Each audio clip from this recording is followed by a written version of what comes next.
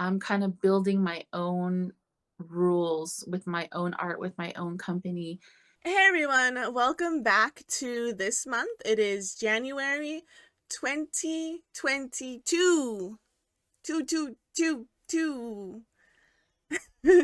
So, some quick updates for Happy Accidents. There'll be a new podcast coming out called Kelsey and Mona Geek Out, and we plan on launching that in February. So, keep a lookout for that. I don't know if you've seen Gernon's speed paint about him making the logo for our podcast. So you can check that out to get, I don't know, a feel maybe for what our podcast is about. Urian's still working on his album. Hopefully it'll be done in the next couple of months. So keep a lookout for any updates on launches or sneak peeks. The January Casa Cheese sticker design is out. It's on our Buy Me a Coffee account. I'm sure you guys saw the social media posts about it. So if you would like that sticker, don't forget to donate before the end of January, which is in the next couple of days.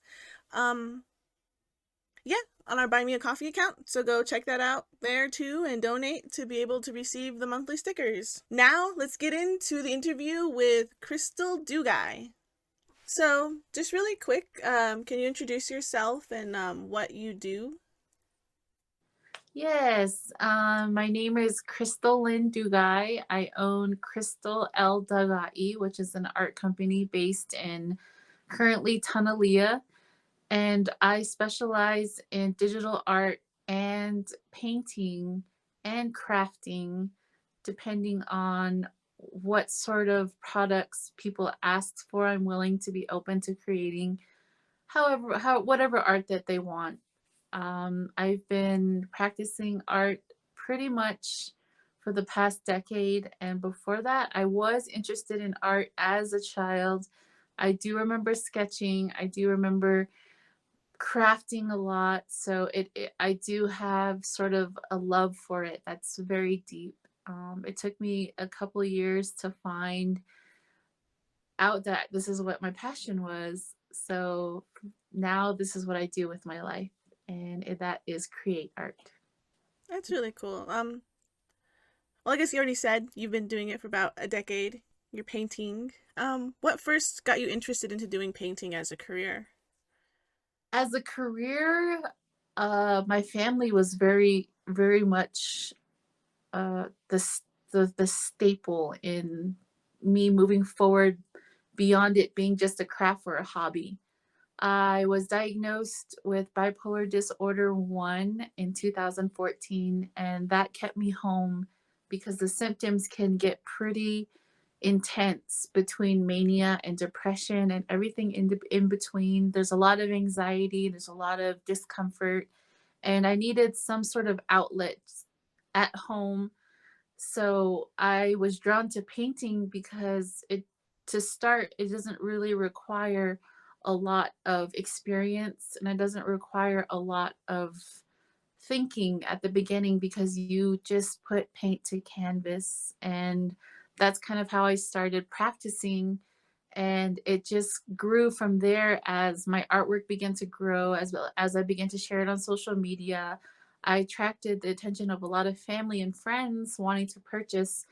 And from there, I realized that I could make it into a business and that I could use it to create income for myself to live off of. And so I decided to pursue it as a career, and I've been practicing it now since then, since my diagnosis. And I noticed you're very upfront about your diagnosis, and I feel like that's a very positive thing because I know in most communities and stuff people are very, hush hush and secretive, like you don't tell anyone that you have this disorder. So it's very refreshing and nice to see how you're not, I don't want to say ashamed, but you're not bashful or shy about talking about it. And I feel like that's one of the major things in like trying to help people with different disorders and mental health is like, being able to talk about it openly without shame or discomfort.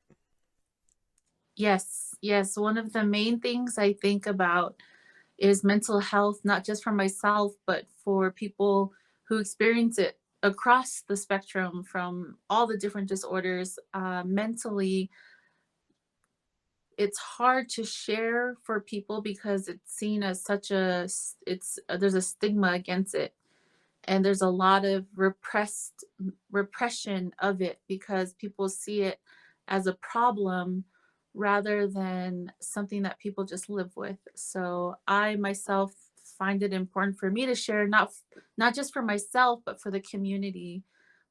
I think it's important to share not only the good but also the hard, not necessarily the bad but the uncomfortable.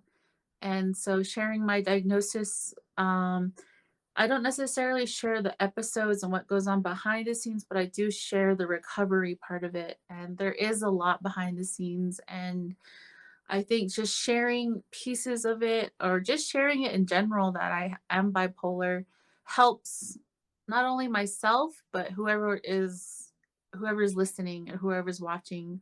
And I think just sharing is important with anything, art, Yeah. life, information.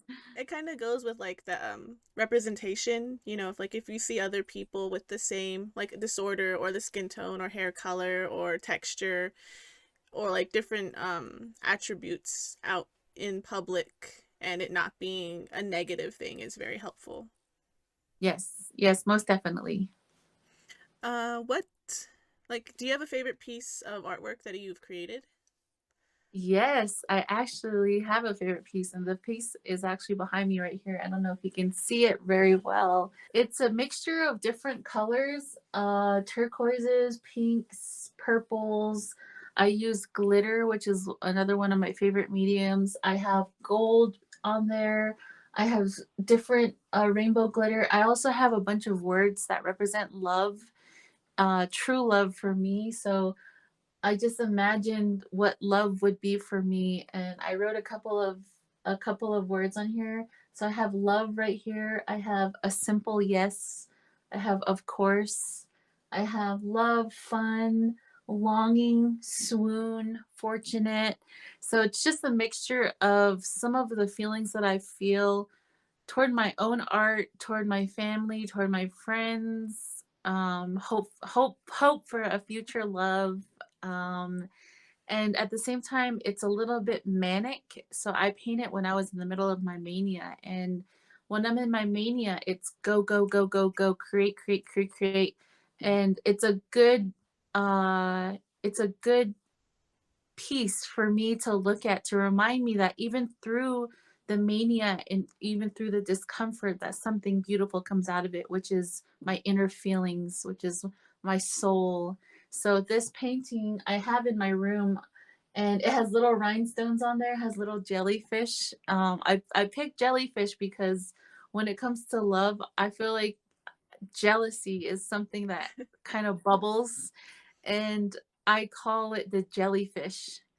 So I know there's gonna be jellyfish in my next love, but for me, I'm thinking soulmate, soul, and something we have to deal with, something I deal with when it comes to relationships. So I had to put the jellyfish on there. I also have a heartbeat that's kind of going through in the background. So there's a lot going on. There's a lot of different layers, but that's the reason why I love this painting so much because it's kind of all me.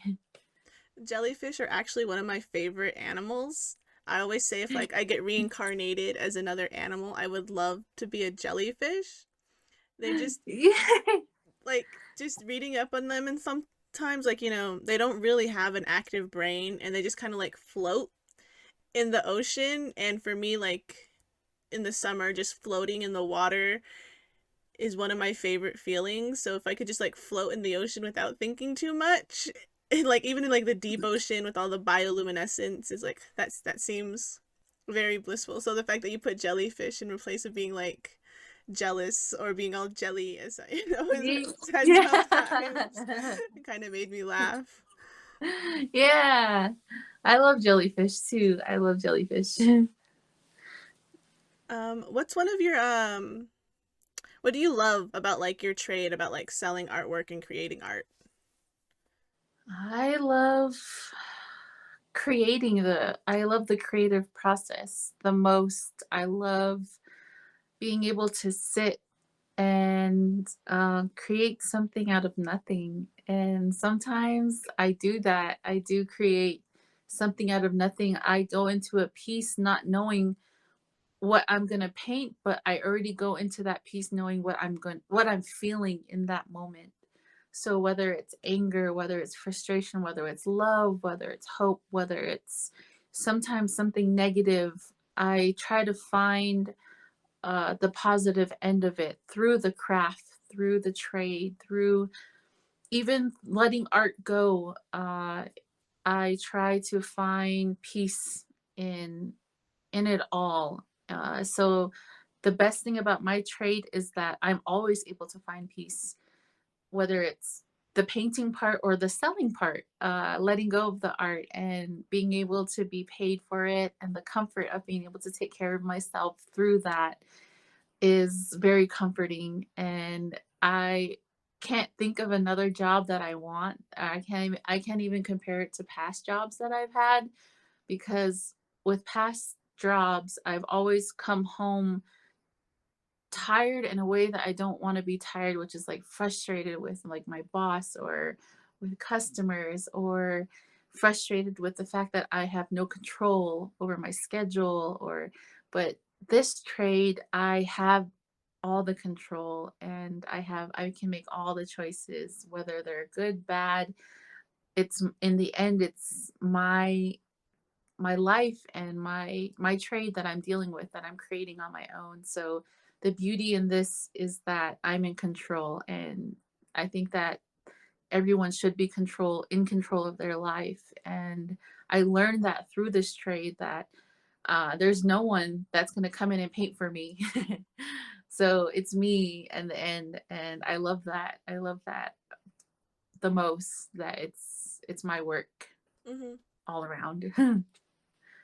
Yeah, I know. Like sometimes it's like, oh, I'll be talking with my grandma. It's like, can you get time off to do this thing with me? And I'm like, I don't know. I'm gonna go talk to my boss.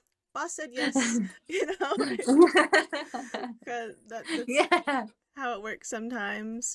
But then also sometimes it's like, oh my goodness, I have to create my whole schedule. I can't just wake up and do tasks that are assigned to me. I have to think of what needs to be made, and then you have control over everything, but then you have to control everything. everything. And Yes. That's the challenging part with being self-employed. The self-discipline is very, very important. And I tend to, when I'm on my low moods, I tend to just forget that I have a company. But that's when I paint through it. At least I'm doing some work. If it's not the background work, at least it's painting. So that's kind of how I get through those little dips that go down. And when I'm like, I have a business, I forgot. When I'm just sitting in my PJs watching Discovery of Witches. yeah. So what's one thing that you find frustrating or that you struggle with selling your artwork? Recently coming up with a proper process to let go of the art. I find it uncomfortable that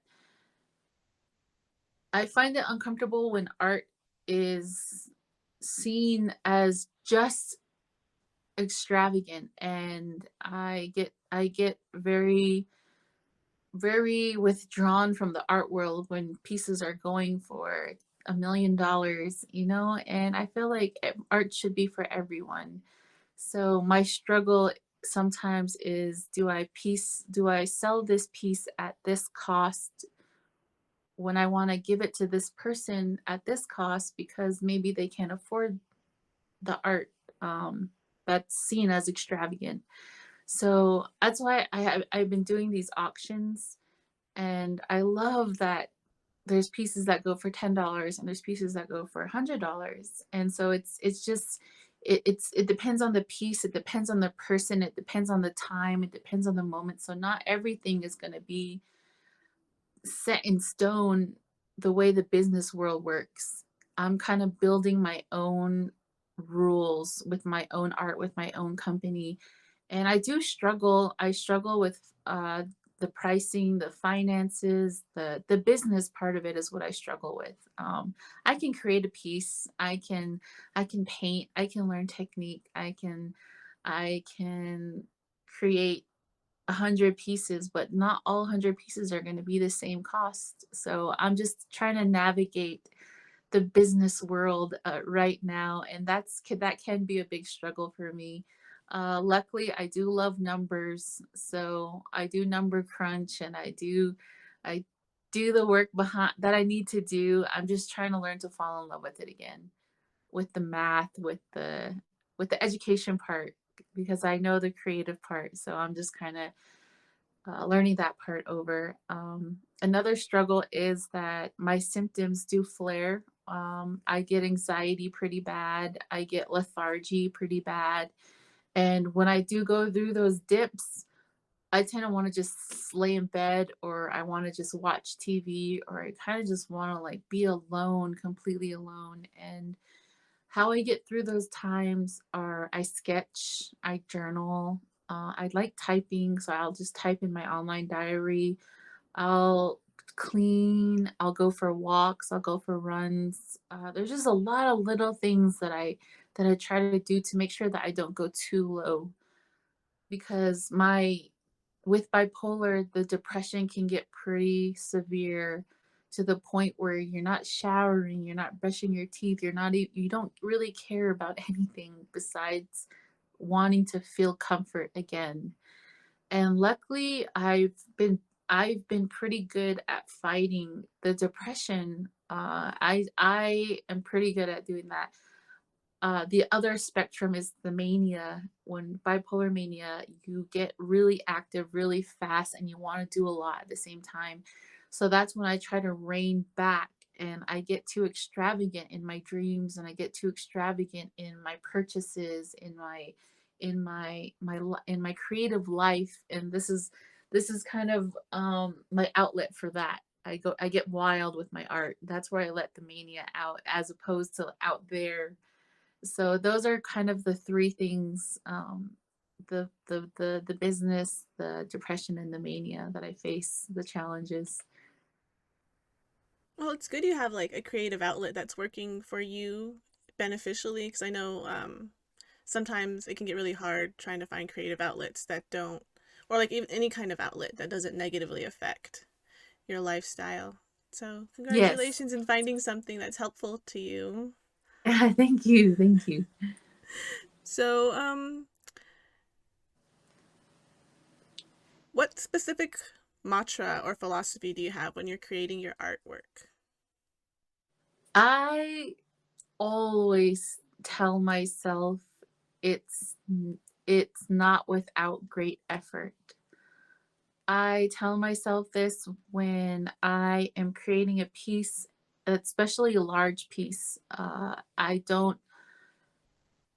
think, wow, this piece is gonna take me a couple days, and it kind of you kind of procrastinate, and you don't want to start because you know the process is gonna be long, and then that parallels building a business. You want to start a business, and it's everybody's goal to be a millionaire.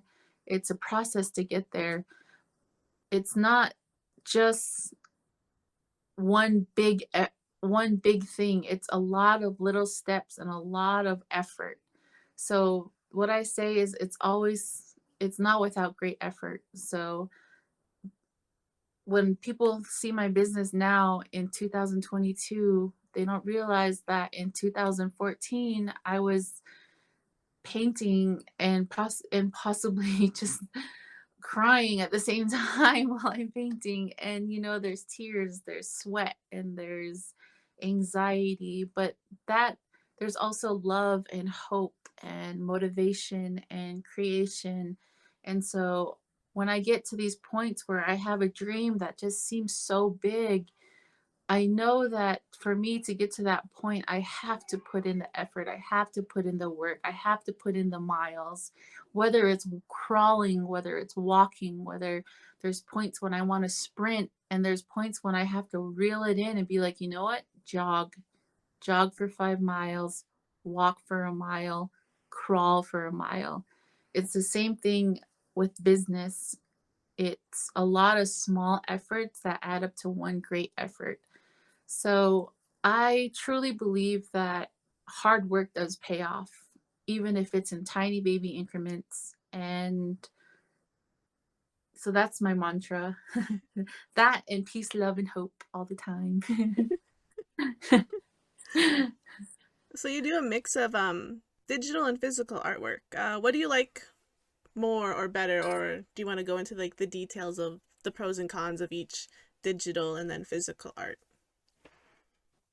Oh, let's see. I enjoy both.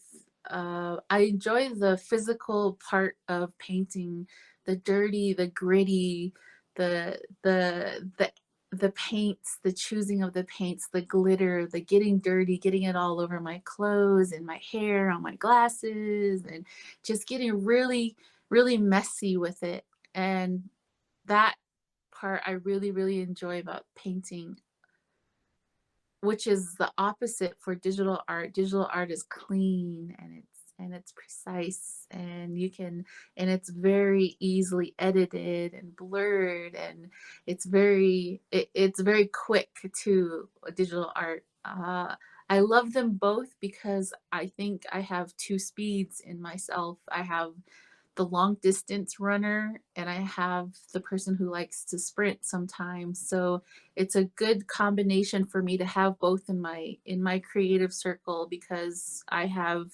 the two types of mood. I have many moods and digital work fits when I need to sit down and I need to do something quickly and I need to rein in the main the or do something really quick. And then the painting process is when I need to kind of slow my mind down. So it can go back and forth. It's very switchable for me. I treat it both equally the same as art. I see the advantages of both, and I see the disadvantages of both too. When creating a piece recently, the woman I had created the whole painting and she didn't like it. So I liked it and I didn't want to paint over it. So I just bought a whole new canvas and repainted on that canvas and saved the artwork that I didn't want to paint over. So in that point, I wasn't able to just change it. But with Hmm. digital artwork, if somebody doesn't like it, I can just swipe it and I can start over and I can play with it and I can manipulate it in a way that painting I can do that too, but it takes more material. With digital artwork, it's just virtual space. So I pretty much enjoy both. I wouldn't be able to choose one outright. For the most part, if I had to, I probably would choose painting only because if I for some reason the electricity couldn't charge my iPad, at least I had paint like a physical canvas and paint Hmm. to work with. So that's the major advantage of painting. That's kind of how I felt with like photography because I really did enjoy film photography, and it's very permanent. Like when you take that photo and it's on the negative, that's what it is. But then there's also techniques in the darkroom. But then with digital, you just click, click, click, and then you can go to Photoshop and like you can put a million filters and save the same photo in 20 different ways, and it's very it's non-committal digital artwork. You can save a Yes. copy and then edit Yes. something else, but then physical artwork, it's like that. It's permanent, and there's something exciting and terrifying about that. Exactly. Exactly. Let's see. Let me go back to my questions. Have you noticed like any types of changes in your process or your style since the pandemic started? Yes. I have learned to go slower. I have learned a new sort of patience when it comes to the creative process. Before the pandemic, orders would come in so fast and they would I would try to get them out so quickly. So my creative process was very quick and very decisions were like bam, bam, bam, bam, bam, like lines are like everything had to be a certain way. And I wasn't always satisfied completely with the final product. Sometimes I questioned it. I questioned my artwork a lot as it went out, as it was done. Even if the customer loved it, I still myself questioned it. But after the pandemic, being home a lot and the slowing down of business and the slowing of orders coming in gave me time to practice my own techniques and gave myself time to paint longer, to sit with a digital piece longer, and also made me think too, there's a reason why the creator is slowing down life right now. Maybe I need to slow down. Maybe I need to stay home. In order for me to be safe, I need to stay home. And what am I going to do at home besides what I do, which is make artwork? And I myself is well, taught myself to slow down, to be more tranquil in my work, to be more steady, to appreciate the process a little bit more. I wasn't really good at line work before the pandemic, but now I really am trying to like just be clean with the lines, and I'm still not even that good at it, but I plan to get better, especially with physical artwork because I have a kind of a shaky wrist. And so I have to like really manipulate the canvas to move it and then to refill it. And then also with work that I create that's non-commissioned, I am spending more time on those, and I'm making sure that I post them, when they go out, that I myself love them. And I think that's the most important thing for me when it comes to my business is that I love my business and that I love my art. If I do that, then that will shine out and that will create its own love in its own life while it's out there. So the pandemic has definitely taught me patience. It's probably the biggest thing. That's good. I know, like, in college, I would take a silk screening class, and I was trying to do a piece where I had to, like, make the little tiniest line, and I'll be fine, but the moment my hand hit the brush and I had to concentrate, it's like, no, stop it, Yeah. hand. You gotta. So I understand what Yeah. you mean with the line work. It's like, okay, my hands are fine, but the moment I have to make the tiniest, straightest line, it's so difficult. Yes. I question it. I hold my elbow, like I hold it like this, and then I'll like go like that.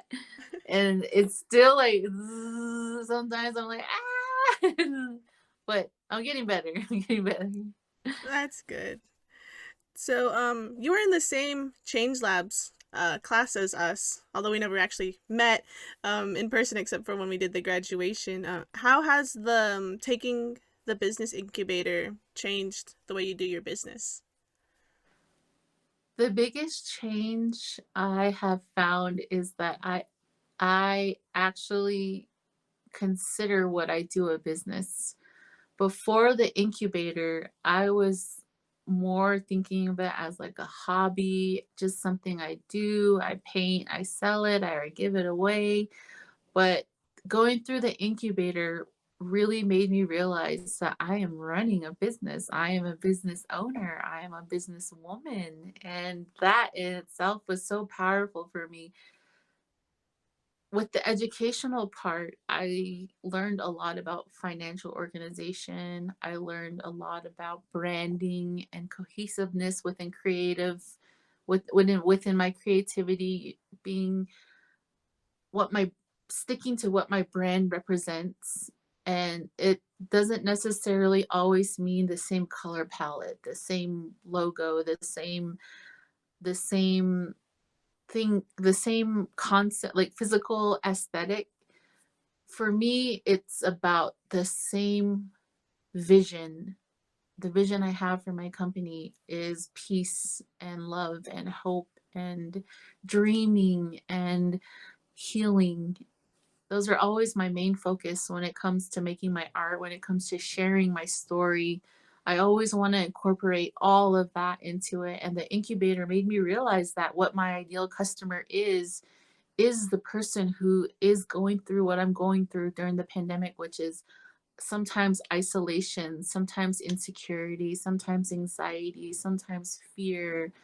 What do I give that person with my art is color and hope, and sometimes maybe a little bit of clarity that they are not alone in their struggle. So I learned from the incubator really how to identify what I want for the rest of my life for my business. And I also learned from the incubator that this isn't just a 5-year business. This isn't a 10-year business. This is a lifetime business.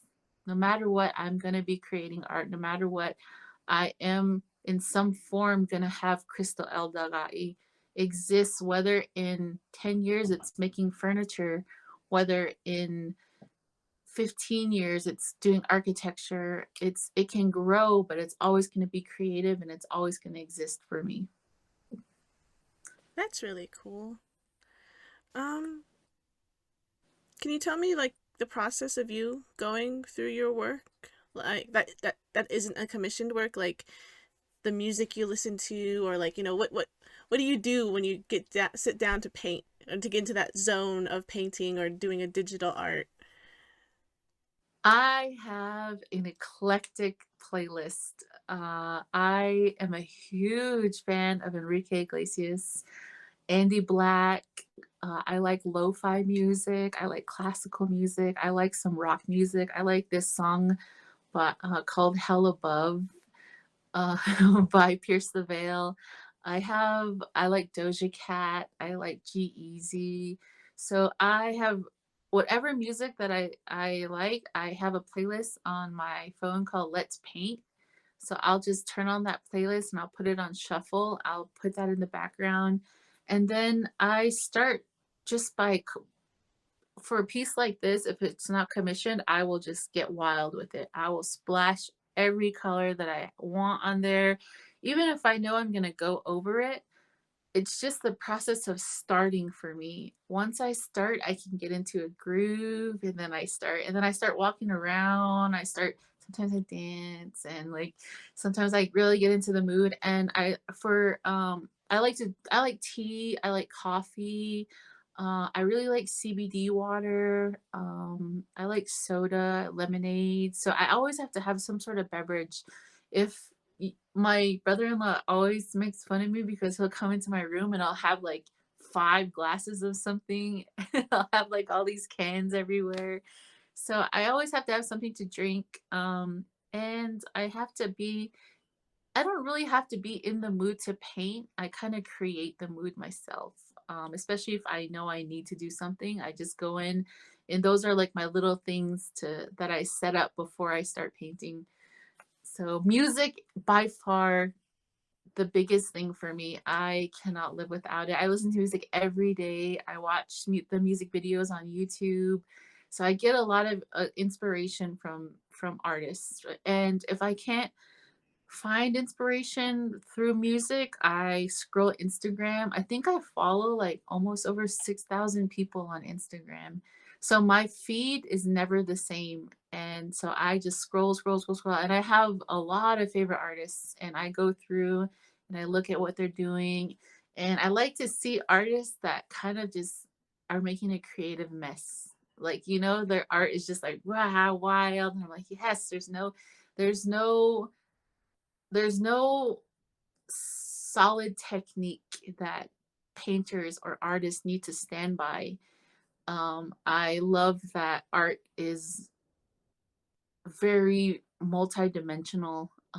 It's there's 3D art that exists. There's 2D art, and there's like people build crazy things, and just seeing that creative process that people are getting through that mental block. I myself just push through it and I'm like, yes, I'll create something. And I always do. For some reason, I always, even if it's like something small, I'm like, wow, I did that. And that gives me inspiration too. So in a way, my own work inspires me too. And this is probably, I don't know if this is vain, but I like to go back in my own page.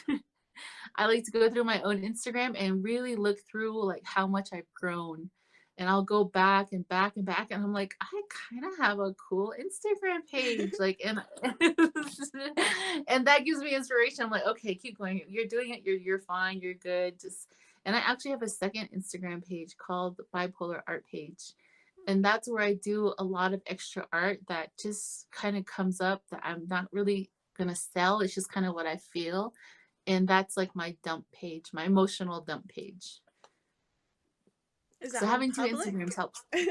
Yeah, that one's public. That one's Okay. public. If you go to my main page, and you go to the bottom of my profile or my bio, the link is it's bipolar crystal bot. Okay. Well, I'll put it linked below in the description Yeah, so people can see that yeah, yeah. too. That's really cool. For me, like when I have to do like business meetings just before like talking about to somebody about creating a contract for a video or a promotional video, I get super nervous. So I listen to a lot of metal music to zen out, I guess. Because then in the back of my head, I'm listening to like the drums and the riff beat while I'm talking, because then those are beating as hard as those are beating as fast as my heart's beating. And so if the music is going, then I can be fine with that. So I think it's kind of Yeah. funny and interesting listening to what other people listen to get inspiration or to calm down or to like prep for meetings. Like people are like, you listen to metal music to go to sleep and calm down. I'm like, yeah, don't you? I like Andy Black. Andy Black is it's not really hard rock. It's probably like just regular rock, and I really love him to get fired up. And then I like all kinds. I like old rock. I like rap. I like lo-fi, classical, house. I think I like specific people within the different genres, Hmm. and I stick with those people.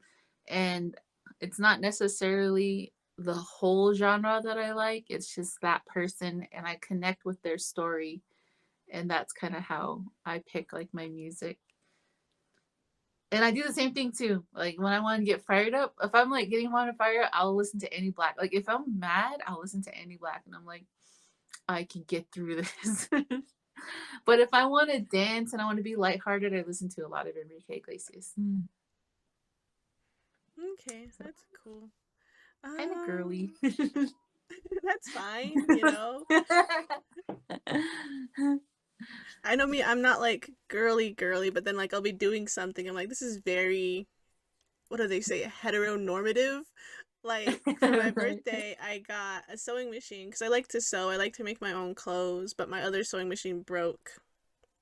And so then my grandma got me another one for my birthday. I'm like, this is very heteronormative as I'm like sewing up a new pillowcase. And I'm like, whatever, I like it, I don't care. Exactly. So if you had the opportunity to create an art exhibit, like no money, no restrictions, no Navajo Nation red tape, what would you do? I would make it a multi-roomed themed. I would go through and I would kind of depict maybe what it is to be bipolar. Maybe a room that just has a lot of lights and a lot of action going on because that's what mania is. So kind of like a dance room type, kind of with artwork like this, colorful and bright and maybe a little confusing. Maybe you can't really tell what's going on, but you're just kind of like, yeah, yeah, yeah. And then you go into like a mood where the second room, it's like black light and it's dark and everything is like skulls and like glow in the dark, and it's kind of like what you feel in the darkness, but there's light still, which is the glowing within the darkness. And then finally into the third room where it's like whoo, like flowers and butterflies and like okay, we can come down now. We can chill. And maybe in that room they have like the cocktail hour and like the food and like just coming down and where everybody can just mingle and kind of talk about what they just went through the experience. So I kind of like the idea of like excitement into like whoo, and then finally whoo, like it's kind of like a roller coaster, like going up and then like coming down and then going through the loops and then finally finishing it off, and you're just like, oh wow, what was that? Like that's the kind of art show I would want. And You, one day I hope to have that. yeah, you describing it, it kind of reminds me of how like people described what's that place called? Meow Wolf? Meow. Yeah, it's in Santa Fe, I want to say, and I think they have another one in Durango. It's a very interactive art, I want to say exhibit, but like museum. And when my brother went, my older brother, he said it was kind of like a detective game. Like you had to try and figure out the clues, and it's interactive art. Like you open the drawers and things and look through, and then like you kind of open a wall, but it's a door to the next room that you're supposed to go into. So it's like this weird puzzle game art show. But that kind of seemed like what you were describing a little bit more, but like the experience you would have with like, you know, like your bipolar experiences and just taking people through them visually through your art, and that sounds really cool. Have you looked into like grants or anything to try and get that funded? Because I know I haven't. I always try pushing Gernon to look into like art grants because like, oh, here's we're trying to fund this specific project, and but Gernon never really has a project on his mind to start. So it's like, oh no, I gotta Yeah. make up a project, and then the deadline goes through. But it feels like you have a project, and then you just need to like fill it out and get it funded, and then you can like spend the next year creating that project. It sounds really interesting. I would love to see it. That sounds fun. I never thought of that. I didn't. When I think of grants, I think of ones that are already established for certain projects, and usually my projects don't really fit into that project. But I didn't know. I didn't know you could write a grant No, proposal. I don't know, like because I talked to Trish and those guys too about different grants, and there's this whole foundation of the arts place where they have lists and lists and lists of grants. And I think maybe you'd have a good chance at getting them, like ones that are focused on like mental health and stuff. So I know it's a lot of research. It's kind of like when you're trying to do scholarships and you're like there's dozens and dozens and millions of scholarships to apply to, but you have to sit down and research them. It's the same with Yeah. grants. I'm So, gonna do that because verbalizing this exhibit, I've been trying to plan an exhibit for a while now because I was gonna do a small one at the chapter house in Tuba. mhm. And I went through the application process and they needed insurance, but it was very I couldn't find a proper insurance company, so I kind of scratched it, and I haven't really thought about it since then. And I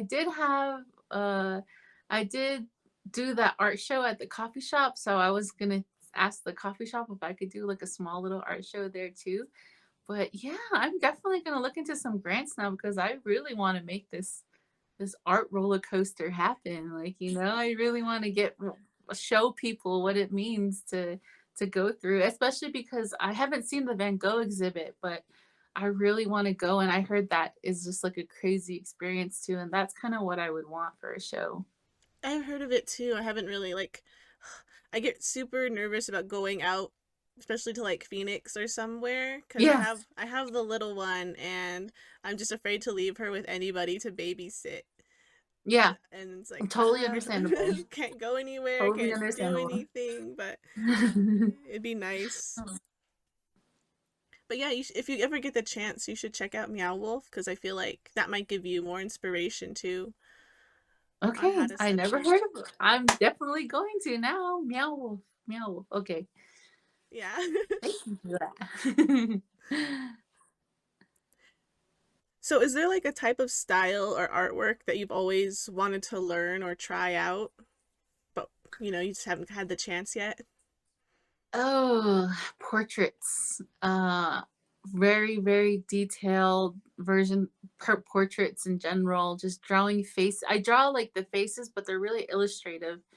I want to be able to go in and draw a face and make it look exactly like the person, but with my own style, with my own color. That's a style I want to try, which I need to start practicing because I eventually will do that. And then also, mentioning Van Gogh again, I liked his Starry Night. Remember, like the strokes and the everything. I really like that style, so I was playing with that for a little bit. With some of my auctions, and I really enjoyed that. I actually have a piece that I kind of did the little layered strokes on, and I love it. I love it. So I think I'm going to continue with that style. And also one that I just started doing is blacking out. So putting color as a base and then drawing a picture and then blacking the outside out. So I want to do that, but with glow in the dark. So that's another style I'm gonna start playing with That's cool. soon I hope. Soon. I have too many ideas sometimes. I gotta pick a few. I know sometimes like you just gotta like write them down and then just like, oh, I'll put this in the schedule and then Yeah. so then you I'm don't gonna do forget that. it. Right after this, I'm gonna make a full list. I'm gonna plan my because I have a free afternoon, which I'm excited about. So now I'm gonna plan my exhibit just for fun. That's always fun. I always love planning things. Like when I get a new job, I sit down and I schedule everything out, and that's the fun part for me is scheduling it all out. People think I'm crazy. They're like, "Why do you like making plans and schedules?" I'm like, "It's fun." I don't know. I like But making lists. I like making lists a lot. mhm. Like that's what I used to do for my mom all the time. Like we go to the traveling to Flag, like writing down the grocery lists and all the stores we need to go to and all the things we need to get done. So I've been training my whole It's a, life to make lists. it's a good habit to have. I just barely started learning it. My sister's like, you need to write down because I would just keep things in my head and I would just be forgetting everything. So, but now I have my iPad, so I'm writing everything down. I have like a sticky notes app, and I'm just gonna start filling all this out in. Yeah, I had like a bazillion notebooks all over the place with like notes and ideas. Literally yesterday, I came across an old idea on my computer, but it was only a fraction of it. But I knew I wrote it down somewhere else, planned it out on physical paper. So I had to drag Gurnan out into the shed. And we had to go through all our boxes of stuff, and I finally found like the notebook that I had the planned everything out on. I'm like, I knew I wrote it down. It's a vivid memory of me writing and planning it all out. I just couldn't remember the details. So I'm like that too. I digitized those ideas the other day, and I'm like, to go through all my notebooks and digitize all my notes. I'm gonna do that. I need to do that too. Okay, do you have any events or major projects you're working on that you'd like to share and advertise?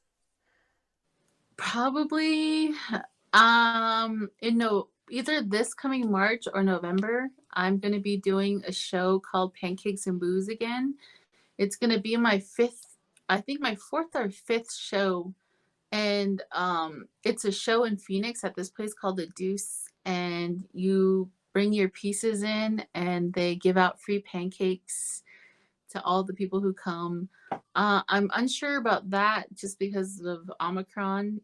That would be the only event that I think I would do. If it's the numbers get too high, then I'm just gonna scratch it, and then I'm just gonna release my own collection. I'm gonna try to release a collection of about 25 paintings of all different sizes. I just don't know if I'm gonna be using it to open my website or if I'm just going to be releasing them separately on Facebook and Instagram because I feel like that's easier for people now just to go directly through me to get art as opposed to going through a website with and not but at the same time too I'm not sure how I'm going to go about it because I think I'm going to do a virtual sort of show, like make a YouTube video, and I'm going to say, okay, these are all the pieces, these are all the names, these are all the colors, show all the pieces. And then I'm going to say they're going to be released on this date. Here's the information on how you can get them. So it's going to be a sort of like a virtual gallery show. I'm thinking for May for my birthday. is when I'm going to be releasing that. And there's That's going to cool. be no. Oh yeah, go ahead. Go ahead. No, no, the thing that's cool. Doing a virtual Oh yeah. show. Yeah, virtual show, and then I'm going to there's not going to be a theme. It's just going to be an encompass of all of the work that I've done over the past couple of years because I know people really liked my tree of life. People really liked my sets of three, the woman with the three sets. I want to release some of these, like my mania ones, and then glow in the dark, the blackout. So it's going to be a pretty big show. And I think I'm going to use the funds. I'm going to donate some to the Tuba Humane Society because I'm a big animal person. And then at the same time, I'm going to use it to finish my studio. And then finally, probably launch my website. So, so there's a lot going on. So hopefully, all that kind of works out. So do I. It sounds interesting. I like seeing your work and everything. I know you made the logo for Navajo Tea Time for me and Adrian a couple years ago. So it was Yeah. really interesting seeing your name on the list for the Change Labs. Like, oh, I kind of know her, but I've never actually talked to her because Adrian did all the talking for the logo. I've known Adrian since high school. Since high school, we ran track together, and then we hung out a lot in college. So, yay! That sounds fun. I'm gonna start a YouTube channel too. I just don't know what the content's gonna be. I think it's just gonna be along the lines of like behind the scenes, some running because I just started running again. So it's just I can't decide if it's gonna be an art channel or if it's gonna be like a lifestyle channel. I don't really want to give it a name yet. I kind of just want to post. I have like two or three videos. Hmm. One is just a walking vlog. Like I just walked and talked for like 10, 15 minutes. But eventually some I'll have some content on there. It'll just be a vlog channel, you know? You just vlog your days. like Yeah, see, I like would a do that too. digital diary of some sort, you know? That's a good name, digital diary. Okay, okay. Because I have a lot of I have a TikTok now that I just started too, and I started doing res life TikToks because I live on the res, and I think people want to see. So yeah, we'll stay tuned. I have this dream. I have another dream. I have too many dreams, but I have a dream of being a studio artist, like a music studio artist, like going into the studio and like spending like a week or 2 weeks with like an artist and then just kind of sketching out ideas. And then at the end of their studio session, I have a painting that represents their album or the process of them making the album. So that's Wow, some, that's interesting. That's really nice. yeah, Maybe we can yeah, talk that's to all. Urian about it because Urian is our sound engineer guy. Right now, he's working on an album. He's almost done with it though, but he knows a lot of people in Flagstaff and he works with the Hive very closely. So maybe there's a band that doesn't mind someone hanging out, sketching the vibe of their process, you know? Yeah. Seriously, if you mentioned that to any band, that would be like the coolest thing ever. Like it wouldn't even be that much either. Like I would just be in there quiet, like sketching, and then at the end, maybe even if they're comfortable with it, I can just sit in the corner with like some paint and just listen. And then at the end, they have a painting that represents their process Yeah, any and bands out there, emotions. come on, contact Crystal, you know? This is gonna be a YouTube video. Yes. Contact me, contact me. Okay. So like you mentioned, people can find you on Instagram and Facebook. Is there any other place people can locate you, your artwork, your tiny YouTube channel with 3 videos and At the moment, those are the three places they can. I do respond to all my Instagram messages. I do have a second Instagram, bipolar crystal bot that they can reach me at too. My Facebook, I am gonna have I have two Facebooks. One of them is gonna be deleted because that one's all spammed out, but it's the same one, Crystal Lynn Dugay. I will be transitioning into that Facebook within the next month. Um, I'm just gonna be probably putting my art on that one. So those are the places. And you can always email me. And that's about it. So just my Instagrams and my Facebook and my little YouTube channel. Okay, great. Thank you so much for this interview. Yeah, no problem. Thank you. I had a blast. That was a fun interview. It's always fun talking to artists about their passions. If you want to be interviewed or you know somebody who would be great for us to interview, please send an email to Al Gurnin or Gurnin. His email address will be linked down below. Don't forget to like, share, and subscribe, comment on this video, check out all the links from our artist. They're all linked down below. And I hope you guys have a good month. Go net!